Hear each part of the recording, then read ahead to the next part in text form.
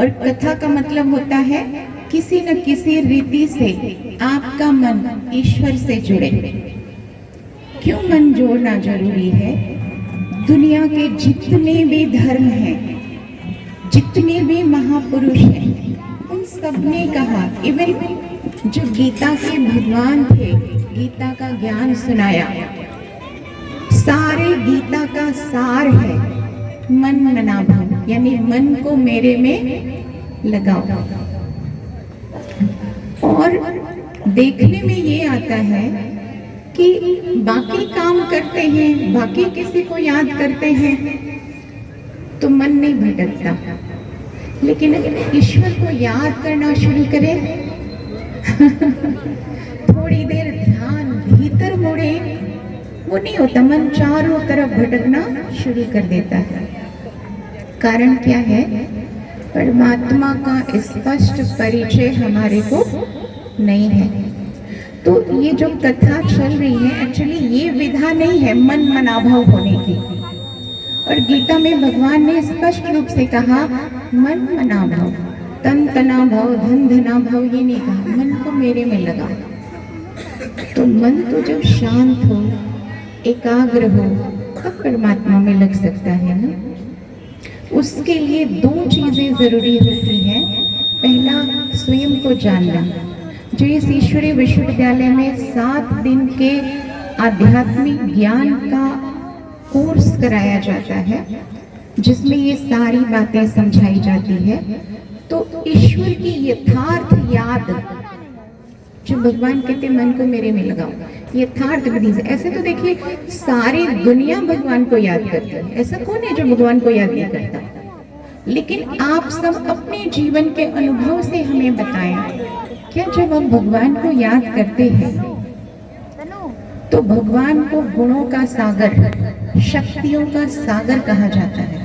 तो आप जब भगवान को याद करते हैं, आपका मन शक्ति संपन्न बनता है, आपका मन शांत और स्थिर हो जाता है, आपके अंदर पवित्रता, शुचिता आ जाती है। आप कहेंगे हाँ जी आती तो है, आती है, बहुत अल्प काल के लिए, थोड़े समय के लिए, जितनी देर आप मंदिर में बैठते हैं, जितनी देर आप पूजा में बैठते हैं। लेकिन भगवान की याद, यथार्थ याद वो है जो आपके जीवन को पवित्रता से भर दे, जो आपके अंदर की दुष्प्रवृत्तियों को, विकारों को नष्ट कर दे। उसके लिए गीता के भगवान ने योग की शिक्षा दी, और वो योग बहुत सहज है। अपने को देह से न्यारी आत्मा समझना। मैं चाहूंगी सिर्फ 2 मिनट मैं शिव और शंकर का अंतर स्पष्ट करूं। उससे पहले सिर्फ 2 मिनट के लिए आप शांत और स्थिर होकर के, आप चाहें तो अपनी आंखें बंद कर लें, और अगर आप खोल के कर सकते हैं तो भी करें। अपने को देखना शुरू करें, शांत होके, आंखें बंद करके, चारों तरफ से अपने ध्यान को हटा करके अपने आप पर केंद्रित करें। अपने शरीर को देखें,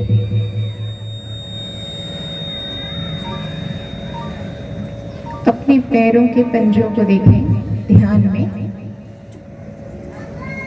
ऊपर घुटनों को देखें, अपने पेट के भाग को देखें, कंधे को देखें, गले को, मुख को,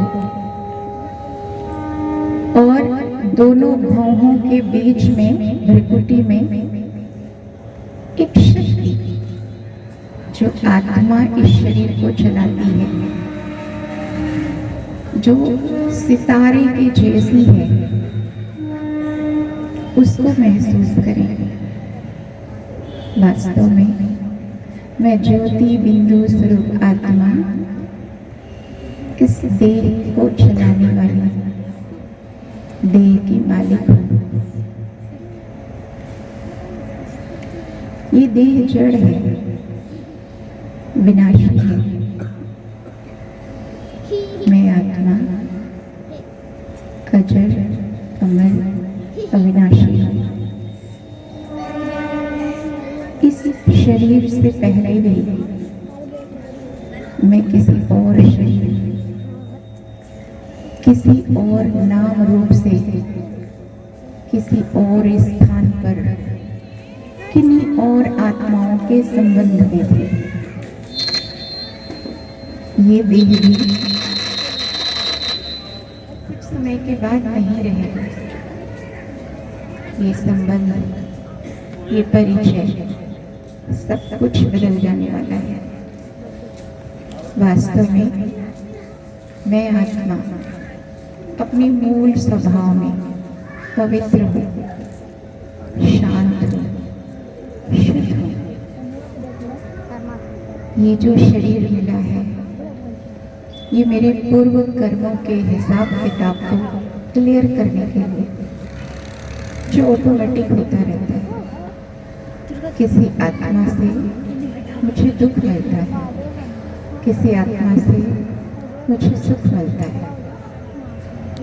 और ये शरीर मुझे इसलिए भी मिला है कि अब मैं इस शरीर के द्वारा, इस शरीर में रहते हुए इस सृष्टि पर वो चीजें बांटूं जो मुझे चाहिए।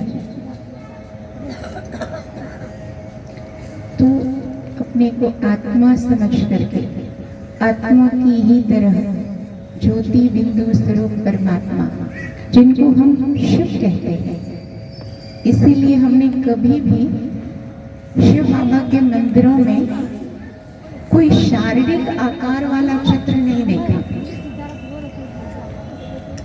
शिवलिंग कहते हैं, जैसे स्त्रीलिंग का मतलब होता है स्त्री का आकार, पुल्लिंग का मतलब होता है पुरुष का शारीरिक आकार, उसी तरह से ज्योतिर्लिंग का मतलब होता है ज्योति स्वरूप परमात्मा का ये आकार है। तो परमात्मा ने कहा मन को मेरे में लगाओ, मतलब अपने को देह से न्यारी ज्योति बिंदु आत्मा समझ करके उस ज्योति स्वरूप परमात्मा में अपनी बुद्धि को स्थिर करो। इसको योग कहते हैं। आप इसका प्रैक्टिकल एक्सपेरिमेंट करेंगे अगर थोड़ा भी, आपको वो शक्ति, शांति, प्योरिटी अपने जीवन में अनुभव होगी। सिर्फ आधे मिनट में मैं आपको एक एक्सपीरियंस अपना बताना चाहूंगी। मैं बहुत छोटी बच्ची थी जब इस मिशन से जुड़ी, और उसके पहले हमारे घर में बहुत भक्ति हुआ करता था। मैं खुद जब 2 में पढ़ती थी तो 9 दिन का व्रत करती थी। तो सत्संगों में जाते थे, फिर इस मिशन में आना हुआ, और यहाँ बताया गया, रोज बताया जाता है, अपने को आत्मा समझो, इस देह से अलग समझो, आत्मा अभिमानी बन के कर्म करो। मतलब आप समझे कि मैं इस देह में ये कर्म कर रही हूँ। जब आप ये समझते हैं तो ये निश्चित तौर पे बात स्पष्ट होती है कि मैं इस शरीर में बैठ के जो कुछ भी इस यूनिवर्स को, संसार को दे रही हूँ, एक निश्चित टाइम के बाद वो मेरे पास लौटेगा। इंग्लिश में एक कहावत कहते हैं, what we give we get back. आज मनुष्य इस सत्य को भूल गया है। वो सोचता है कौन देख रहा है, कौन जानता कल क्या होगा, कुछ भी करो, चोरी करो, बेईमानी करो, झूठ करो, कुछ भी करो। हाँ सच है, नहीं दिखता कर्म का परिणाम, तुरंत नहीं दिखता। कई लोग तो यहाँ तक कहते हैं कि भाई देखो ना, जो लोग बुरे कर्म करते हैं वो तो आगे बढ़े जा रहे हैं, जो लोग अच्छे कर्म करते हैं वो दुखी होते रहते हैं। लेकिन इस सृष्टि का एक नियम बहुत स्पष्ट तरीके से अनुभव करें, समझ में आ जाएगा। कुछ चीजें अनुभव से समझ में आती हैं, आत्मा नहीं दिखती, इसलिए कर्म का परिणाम नहीं समझ आता। परमात्मा भी नहीं दिखते, लेकिन ये नेचर दिखती है ना आपको। आपने देखा कभी भी कि आपने गेहूं के बीज डाले थे और तरबूज फल गया? ऐसा कभी हुआ? हजारों साल में नेचर ने कभी गलती की? हजारों साल में नेचर ने कभी गलती की? नहीं की। नेचर इतनी एक्यूरेट है कि आपने ये अंगूठा है ना हाथों का, ये अंगूठा इतना यूनिक है कि कभी भी प्रकृति ने एक अंगूठा किसी और को नहीं दिया, और वो लोग चले गए और वो लोग हैं और वो लोग होंगे। प्रकृति कभी गलती नहीं करती, तो परमात्मा से कैसे गलती हो सकती है? सिर्फ यही सत्य समझाने के लिए ये सारा आयोजन है, और ये कार्य ईश्वर का है। जब परमात्मा की ये सारी सृष्टि के बच्चे इस सत्य को, इस नियम को भूल जाते हैं, अपने वास्तविक धर्म से, कर्म से च्युत हो जाते हैं, तो ईश्वर को आना पड़ता है। ये सत्य समझाने के लिए इस ईश्वरीय विश्वविद्यालय में ये सारी बातें 7 दिन के कोर्स में बताई जाती हैं। उसके बाद अपना संस्कार कैसे परिवर्तन, क्योंकि संस्कार एक दिन में ना तो बनते हैं ना बिगड़ते हैं, उसकी पढ़ाई रेगुलर होती है। आप सबने इतने ध्यान से, प्यार से हमें सुना। एक चीज और बताना था, भैया ने बोला था शिव शंकर का अंतर स्पष्ट कर दीजिए। परमात्मा को में यथार्थ पहचान नहीं है, हम लोग शंकर देवता को परमात्मा समझते हैं। गुरु नानक देव जी ने भी ये बात कही थी, महादेव को कहे सदाशिव, निराकार का चिन्हत ना भेव। यानी परमात्मा जो निराकार हैं, जिनसे हमें बुद्धि लगा करके शक्ति गुण प्राप्त होते हैं, उनको उनका भेद नहीं पहचानती है मनुष्यात्माएं, और महादेव शंकर को ही भगवान समझते हैं। ऐसा गुरु नानक देव जी ने कहा है। तो परमात्मा से यथार्थ योग लगाकर, उनसे अपना संबंध जोड़ करके आप सभी अपने जीवन में शक्तियां और गुण ले आए, क्योंकि आपकी शक्तियां, आपके गुण, आपके कर्म बनेंगे और आपका कर्म आपका भाग्य। बाकी आप कुछ भी कर लें, कर्म रूपी जो बीज बोए हैं वो फलेगा, उससे कोई बचा नहीं सकता। तो भगवान आकर के कर्म की गहन गति का ज्ञान देते हैं। परमात्मा ज्योति स्वरूप निराकार शिव हैं, शंकर आकारी विनाश के कार्य में परमात्मा को सहयोग देने वाले देवता हैं।